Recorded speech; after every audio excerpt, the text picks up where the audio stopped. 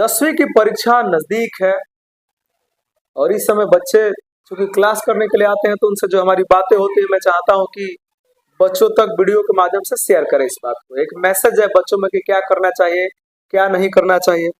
चूंकि एग्जाम जब नजदीक आता है तो बच्चे डरे रहते हैं, क्योंकि इससे पहले तो बोर्ड का कभी एग्जाम दिए नहीं रहते हैं, तो उनके मन में अजीब अजीब भाव आते हैं, उन्हें डर लगता है।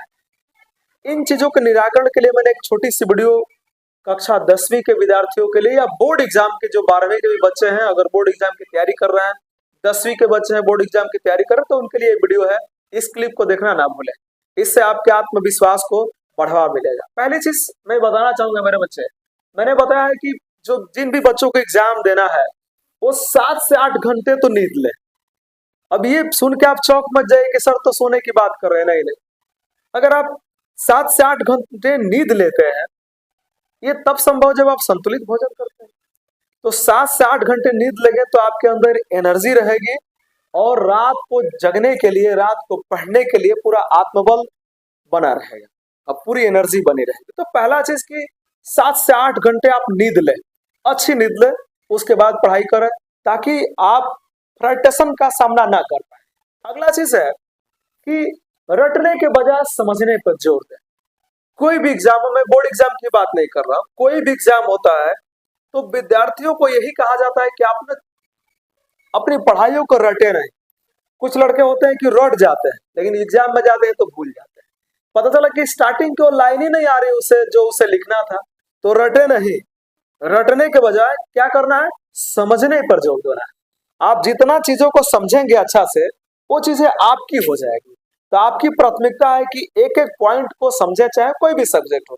आप मैथमेटिक्स पढ़ रहे हैं तो आपकी जिम्मेदारी है कि उनके फार्मूलों को याद करें, उनको फार्मूलों को समझें। फार्मूले समझ गए तो उसके ऊपर आप एग्जाम्पल के तौर पर क्वेश्चन रिवाइज करें, तो आपका पैटर्न तैयार हो जाएगा। उसके बाद है कि जंक फूड ना खाएं। बहुत बच्चे होते हैं कि जंक फूड ज्यादा पसंद करते हैं, तो जंक फूड ज्यादा खाएंगे और रात को पढ़ने के लिए बैठेंगे तो गैस की बीमारी होगी, एसिडिटी होगी, तमाम बीमारियां हो सकती है आपको। तो कम से कम रात को आप कम भोजन करें ताकि आपको नींद ज्यादा ना आए और आप आसानी से पढ़ाई कर सके। अगला पॉइंट है कि अपनी सेहत और आत्मविश्वास को सर्वोच्च प्राथमिकता दें। आपकी सेहत ही जब ठीक नहीं रहेगी तो आप पढ़ाई कैसे करेंगे। बहुत बच्चे मुझसे मिलते हैं जो कहते हैं कि सर मैं स्कूल भी जाता हूँ, कोचिंग भी जाता हूँ, समझ में भी आता है, लेकिन सर तैयार नहीं हो पाता है। उसके कारण है कि आप उसे रिवाइज नहीं करते। जब तक आप उसे रिवाइज नहीं करेंगे तब तक आप अपने किसी भी क्वेश्चन को क्लियर नहीं कर पाएंगे, क्योंकि आपको तो रटने की आदत हो गई थी, आपने रटा भी नहीं। स्कूल में पढ़ाया जाता है, आपने अच्छा से पढ़ा भी नहीं। आपकी साल भर के अंदर जो गैपिंग है, कभी पढ़ने आते कभी नहीं आते, कभी घर पे रह जाते, कभी कोई दूसरा काम करने लगते हैं, तो आपको अपने आत्मविश्वास को बढ़ाना होगा। रात को आपको मेहनत करनी होगी, क्वेश्चनों को रिवाइज करना होगा। जो बच्चे आपसे रिलेटेड है, जो आपके साथ पढ़ने जाता है, अगर वो पढ़ने में ठीक ठाक है तो उससे मिलिए, थोड़ा उससे कुछ सीखिए, क्योंकि अब आपका असली दोस्त आपके काम आ सकता है। उसमें मैं भी आपका असली दोस्त हूँ, क्योंकि मेरे यहाँ बच्चे आके अपनी सारी बातें, अपनी सारी समस्याएं अच्छा से कहते हैं, शेयर करते हैं, तो मैं उन्हें समझाता। अगला चीज है स्टडी एंड रिविजन। अब समय आ गया है कि आपको स्टडी करना ही होगा, और जिन चीजों को आपने पढ़ा है, इसका मतलब क्या है स्टडी एंड रिविजन का, कि जिन चीजों को आपने पहले से पढ़ लिया है उनको रिवाइज कीजिए। नई नई चीजें पढ़ेंगे तो हो सकता है आपको भूल जाए, लेकिन जो आपने चीजें पढ़ लिया है उसे रिवाइज करें ताकि वो आपका अपना हो जाए। उसके बाद है डेली रिविजन।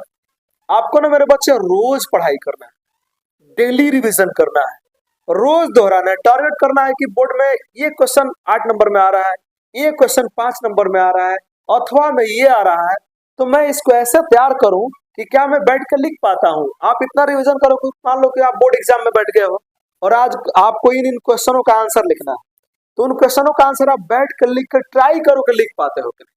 अगर इतना करने में सफल हो तो मेरा दावा है कि आपका अच्छा नंबर आएगा। अगर उसके बाद भी आपके अंदर डर है, आपके अंदर भावनात्मक चीजें आपको डरा रही है, तो मैं दूर का नहीं हूं, मैं माइकल सर मैथमेटिशियन, मैं हुसैनाबाद का ही हूँ। आप मुझसे मेरे नंबर 9795 4449992 पर भी कांटेक्ट कर सकते हैं, जो नीचे स्क्रीन पर चलेगा मेरा मोबाइल नंबर। आप कोई बात हो तो आप मुझसे पूछ सकते हैं कि सर मेरे साथ ऐसा हो रहा है, मैं याद कर रहा हूँ तो याद नहीं हो रहा, मैं आपको बताऊंगा, मैं आपका अच्छा दोस्त हूँ, मैं आपका साथ दूंगा, आपके अच्छे मार्क्स लाने में मैं भी आपके लिए मेहनत करूंगा कि आप ये चीजें पढ़ लीजिए। जैसे साल भर आप नहीं पढ़ पाए तो अभी कुछ पॉइंट ऐसा है जिसे आप दोहरा करके अच्छा एग्जाम दे सकते हैं, अच्छा अटेम्प्ट कर सकते हैं, लेकिन रिवीजन करना पड़ेगा, डेली रिवीजन करना पड़ेगा, डेली स्टडीज करना पड़ेगा। सैंपल पेपर मार्केट में सैंपल पेपर आया है, मोबाइल पे सैंपल पेपर मिल जाएगा, नेट पे मिल जाएगा, हर जगह आपको सैंपल पेपर मिल जाएगा। आपकी जिम्मेदारी है कि जो सैंपल पेपर है उसको दोहराएं। देखो तो आप कितना कर पाते हो। जैसे मैं अपने यहाँ जो मेरे बच्चे क्लास करते हैं, अब मैं उनको एक दिन पढ़ा रहा हूँ, एक दिन बैठा रहा हूँ लिखने के लिए, 3 घंटा बैठ के लिखो, क्वेश्चन मैं बोलता हूँ वो बैठ के लिखता है। तो जो लड़का अच्छा बोल के लिखता है मुझे लगता है उसने अच्छा किया। जैसे मैंने हाल ही में टेस्ट लिया था, तो एक अनमोल रजक नाम का लड़का, उसने अच्छा प्रदर्शन किया था।